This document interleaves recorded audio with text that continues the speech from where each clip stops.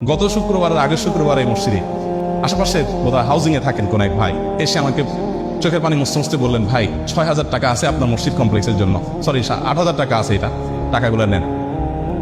তো আমি নিয়ে আমাদের সহকারীকে দিলাম। বদলোক বললেন যে আমার একটা ছেলে ছিল, সে ব্যাংকে বোধহয় টাকা জমাইছে বা কেউ দিচ্ছে, সেখান থেকে সে বলছে এটা আমি মসজিদ কমপ্লেক্সে দেবো আমাদের। তো ৭,০০০ টাকার সাথে আমি ১,০০০ যোগ করলাম, এটা আপনি নেন। তো ছেলের কি হয়েছে, ও বলে যে ছেলে আপনার হাতে দিতে চাইছে কিন্তু সে হাসপাতাল বেডে শুয়ে আছে। হাসপাতাল বেডে শুয়ে আছে ছেলেটা। কি হয়েছে তার? বলছে ক্যান্সার আক্রান্ত। ক্যান্সার আক্রান্ত ৬ বছরের বাচ্চা, এবং সে লাস্ট স্টেজে আছে, শুধু মৃত্যুর জন্য অপেক্ষা করছি আমরা। তো আমার খুব খারাপ লাগলো, বললাম যে ছেলেকে দেখতে যাবো না।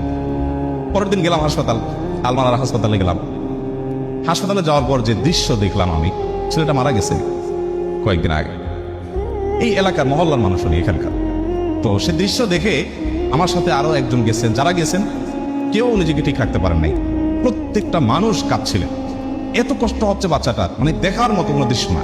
৬ বছরের একটা বাচ্চা, কত বড় পরীক্ষা মা বাবার জন্য। আল্লাহ তাআলা আপনার বাচ্চাকে খুশি রাখছেন, ভালো রাখছেন। আল্লাহ আপনাকে কত সুন্দর একটা সাস্টেইন, কত সুন্দর একটা আপনার কি বলে এটাকে, ভারসাম্যপূর্ণ স্বাভাবিক একটা অবস্থা দিয়েছেন।